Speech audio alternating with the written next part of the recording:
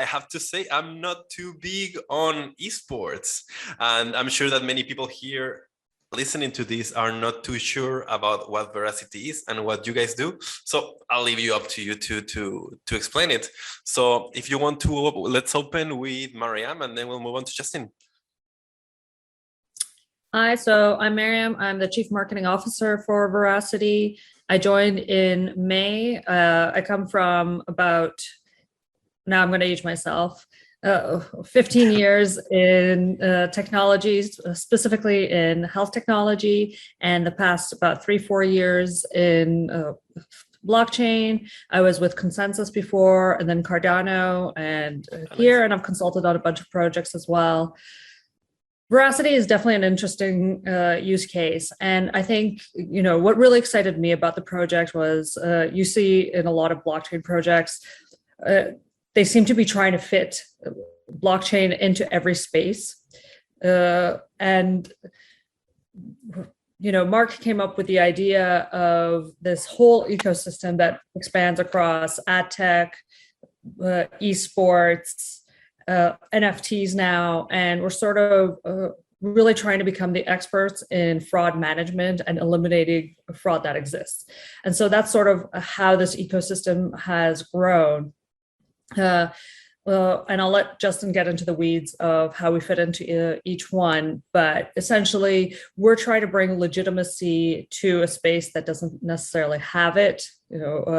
Everyone thinks, everyone, outside of the major community, when they hear crypto or blockchain, the first thing they think is like, oh my God, scammers and drug dealers and everything else, right? So realistically, we do need to bring that legitimacy for mass adoption. And that's what we're trying to do by bringing that level of fraud prevention across all industries, including blockchain.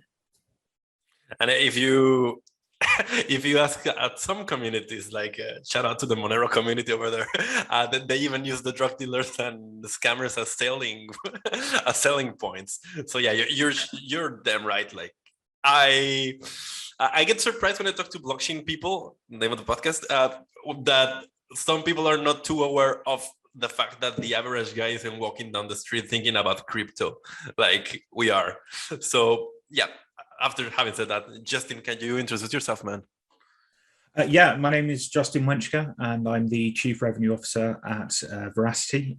My background is exclusively within digital advertising, and I also happen to be a big esports fan, which is a big tick in the box for me for Verasity. I think what really drew me to Verasity to start off with is the patents and the proof of view patent and the ability to take advertising signals and then store that on the blockchain. My focus or my speciality within advertising is advertising fraud. I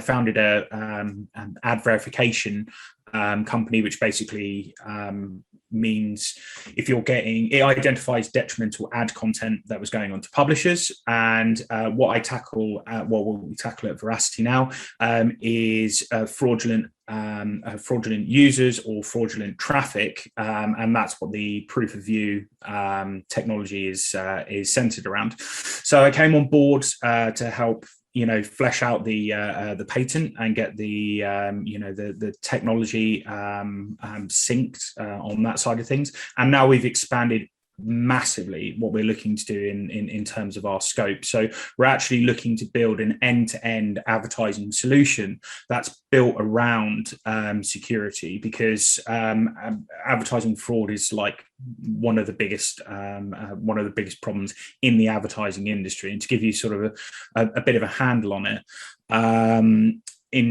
we're talking about like the numbers vary, but everybody agrees it's around about $100 billion problem with ad fraud, where people aren't seeing ads, and generally there aren't systems in place to be able to identify them. And that's where the proof of view technology comes into it. It's an advanced system for identifying and kicking out fraudulent technology. And we can go into that into a bit more detail later on. But as soon as I saw that there was a patent on the technology, which I thought was genuinely impossible before I saw the patent. As soon as I saw the patent, I was like, this is an exceptional game changer within the advertising industry.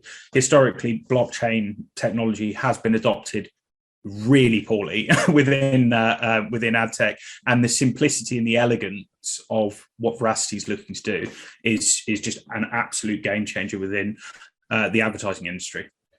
I was just quickly checking to see if I could put like a comparative number to what the 100 billion looks like.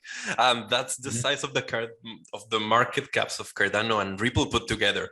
So yeah, you would say pretty damn big. So the advertising industry is like, I mean, it all sort of went interstellar when the iPhone came out and smartphones became widely adopted, and now we're at sort of like $370 billion or something like that goes through the advertising, digital advertising, and that all of that technology was built and scaled within the course of like, I don't know, like 16, 17 years or something like that. Please don't quote me on that. I will read the comments to get the exact number. But in terms of that rise, like all of this technology scaled up effectively overnight, like the whole industry like scaled up overnight. So there are insanely large amounts of sort of security flaws and breaches and everything like that fraudsters are using to defraud advertisers, and there's just a whole load of issues going through it. So yeah, to solve this problem is unbelievable. I mean, there are companies who have tried to solve this in the past, and arguably they are successful in the areas in which they're fighting fraud. But the area in which we're specifically in, video fraud, is unbelievably large. I mean, video advertising accounts for 45% of all digital ad spend, but it accounts for 60% of the fraud within the space. So it is the new Wild West, and we're the new sheriff in town, I suppose, in that analogy. Video advertising fraud. If I can hold you there for like a second, how does for the person that's not too acquainted with fraudulent advertising, how does it look like? How does the process of like committing this kind of fraud look like? Yeah, okay. Well, take a trip with me into international waters or your preferred tax haven. Okay. And what you do is I'm a big fan of Belize, so let's all go there. Let's get the green screens going and let's all head out there. So so basically you set up a fictional website. You could probably people used to sort of like spoof very large websites and so on, and then you would basically artificially inflate the traffic that goes through it. So you would have bots that would go through and sort of reload the page over and over and over and over and over again. So you have like millions of impressions that are now going to this fake site, so millions of views that are going through. You would then sign up to an advertising network, and that just goes straight into your your Belize bank account, and then you would just get a supply of advertising content that goes through. So the companies that supply those ads, the supply side platforms, they would do like a review of the site, but it wouldn't necessarily be like anything too in depth. And you could also switch out your fraudulent site for a legitimate site when they do the review, and then do the old switcheroo when you're looking to do it. And then they start supplying ads in. Coca-Cola are like, this is amazing, we're getting like through our budget brilliantly.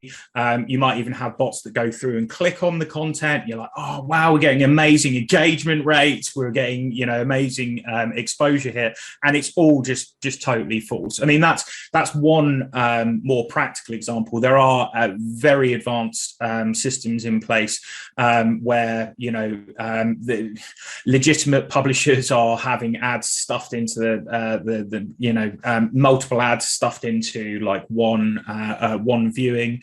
There's an incredibly large amount of issues there, and what we tackle with the proof of view is the invalid traffic. So basically those bots, we can identify if there are bots going through, and we can just say, right, okay, well, this wasn't legitimate, and we just don't count those towards any type of advertising that people are doing. And then because we've got it synced up to open ledger technology, that then is immutable data. So yeah, it's a very elegant solution to what is an exceptionally dirty industry. I know that you're more focused on the patent stuff, Justin, but I want to put Maryam under the spotlight here for a second, because I know that you come from a couple of companies, a couple of projects, Cardano and Consensus, that are both very heavily into open source, and that really hold these values of how crypto should be open source and this. And on Verasity side, you have a lot of focus on the patents. So would you like to speak a little bit to those differences and how do they play out in the blockchain ecosystem? I know a lot of people are very anti crypto projects having patents. And personally, I understand that the money has to come from somewhere, and that technology has to develop somewhere, and that private initiative has it's good for a reason, right? I don't have to explain the whole capitalist system. I'll leave it to you. Sure. I mean, if you look at Consensus, yes, they're built on Ethereum, and they have their Hyperledger based through a platform that is open source, and anybody can get onto it. You still have to pay if you want to get onto Quorum. There's still privacy and permissioning on the blockchain. Realistically, for a blockchain to be used across enterprise, we have to give into some capitalistic or enterprise ideals ultimately. And while our proof of view technology, because it's purely focused on the business users and commercial state, let that be patented. And I'm somewhat of an anarchist myself in a lot of ways, and so I do adopt a lot of the crypto ideals.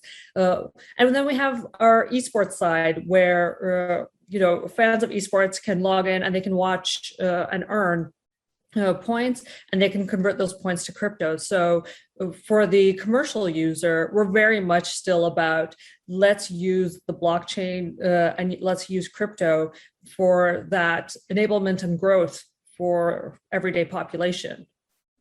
Mm-hmm. If I'm some 18, 19-year-old kid in Malaysia or, wherever in the world, but a lot of our games are sort of geared toward Southeast Asia, but I'm already sitting there watching, some tournament.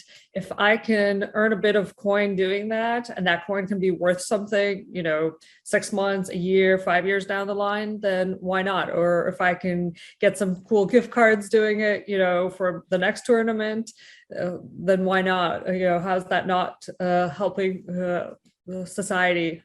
Yeah, that was a huge draw for me as well, like in terms of, the way that we're approaching esports and the value exchange that we have for users, because I've got a very big gaming problem. Like I game a lot, as in a lot, and the ability for you to be able to engage with the content that I watch every day pretty relentlessly, and to be able to earn while I'm watching content is just an amazing value exchange, because without viewers you don't get impressions. Without impressions, you don't get any advertising, and so I think it's exceptionally a good way to reward your users for engaging with your content. This is something that I really like about Verasity. I happen to be really interested in decentralized social media. I just wrote an article about it, about the importance of policing decentralized social media. Because if you think about it, I think that this is a personal opinion anyways, I think that every time that someone has tried to create a decentralized social media platform, the problem has been that the platforms get over-involved. So they're trying to raise their own role in the process as much as they can, whereas I think it should be governance, then making sure that every user is actually real, which is what Verasity is very much focused on, and then focusing on distributing the rewards from advertising directly into users, right? Which can be like, the whole point of putting this on the blockchain would be to like surpass that intermediary. So then we get to the problem where, okay, there are a lot of people committing frauds. There are a lot of incentives to commit fraud. So how do you go about proof of view? How do you go about making sure that people are actually viewing things? Yeah, I think, I mean, the foundation of that, and as you say, you know, like having an elegant solution is all down to the product team. And personally, I feel like the product team that we have currently, one of the best product teams that I've ever worked with, as in levels above teams that I've worked with previously. And it's all about, you know, making sure that you're not disrupting the flow of users, that everything feels organic, and you know, it's you know, you're not really getting in people's way. So the way that we do it is that when you're viewing a video on EsportsFightClub, which is our owned and operated esports platform.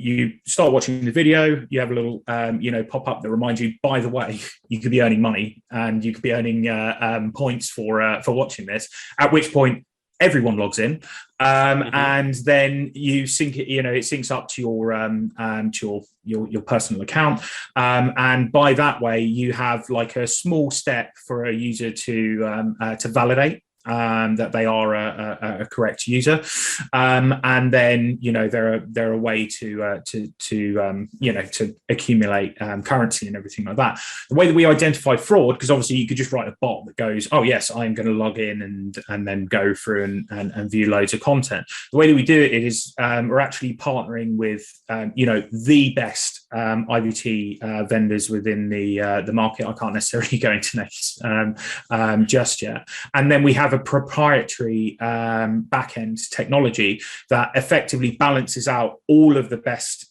technology within the market. And then we also have an additional layer of proprietary invalid traffic identification technology that we went through.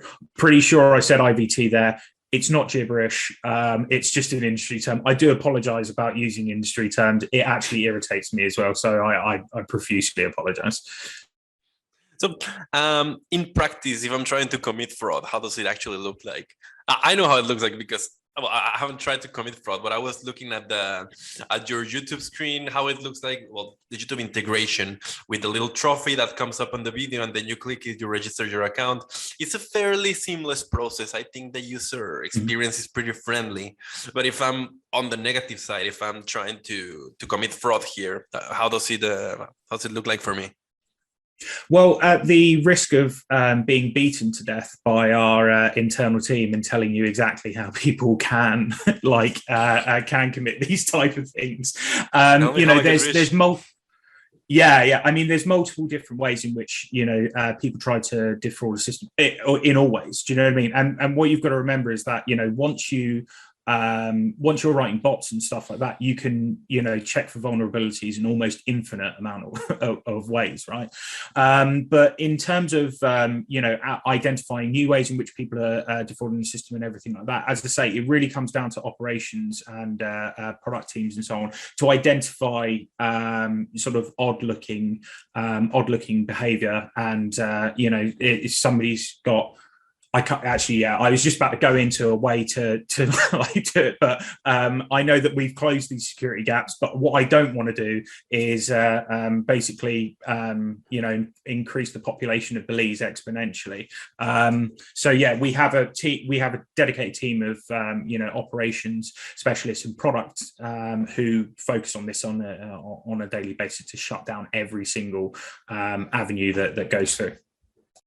As of right now, we have over 200 touch points for validation, and that's built on AI. So we're also constantly expanding as fast as, you know, these bot plans, bot strategists and developers. So it's a never-ending game. If you look at, any sort of issue in security, we still have viruses, we still have Trojans, coming in, and as fast as the fraudsters work, we have to work equally hard and fast to make sure we're constantly capturing it. It's a mouse and cat game, isn't it? Because as soon as you develop a technology, someone's gonna try and figure out a way to go around it.